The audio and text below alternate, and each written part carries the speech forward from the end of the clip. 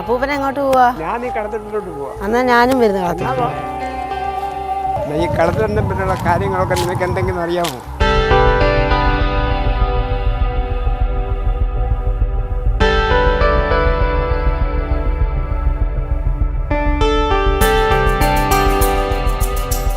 അപ്പൂപ്പ ഇങ്ങനെ ഈ കളത്തട്ടൊക്കെ ഉണ്ടായേ?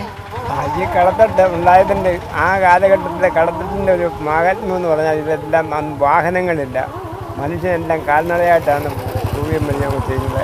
അന്ന് ഈ നടന്നു പോകുന്നവർക്ക് വിശ്രമിക്കാനായിട്ട് ഉണ്ടാക്കിയതാണ് ഈ കളത്തട്ട്. ഇതൊരു യഥാർത്ഥത്തിൽ ഒരു ധർമ്മസ്ഥാപനം എന്ന് വേണമെങ്കിൽ പറയാം. കാരണം മനുഷ്യന് പ്രയോജനപ്രദമായ ഒരു ഇടമാണ് കളത്തട്ടെന്ന് പറയുന്നത്.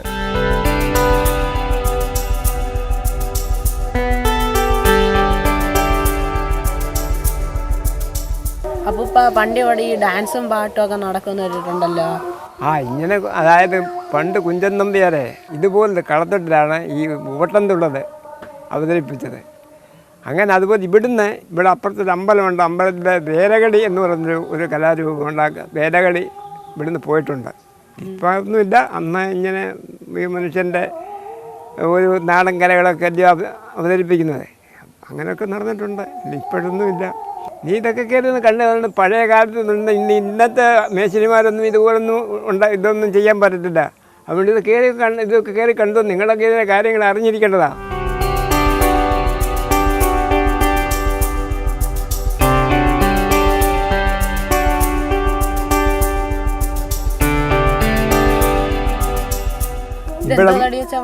ഇത് പ്ലാന്തടി കൊണ്ടാണ് പണിഞ്ഞിരിക്കുന്നത്.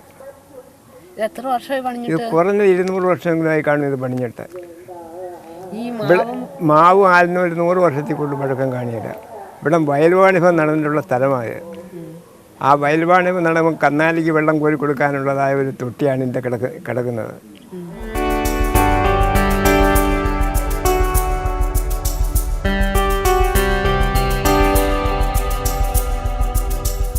ഇത് ഞാൻ കണ്ടിട്ടുണ്ടായിരുന്നു, പക്ഷെ എനിക്ക് ഇതിനെക്കുറിച്ച് ഇത്രയൊന്നും അറിയത്തില്ല. ഇതൊക്കെ അറിഞ്ഞിരിക്കേണ്ട കാര്യങ്ങളാണ്. ഇത് ബാക്കി നിൻ്റെ കൂട്ടുകാർക്ക് കൂടി ഇതൊക്കെ പറഞ്ഞു കൊടുക്കണം.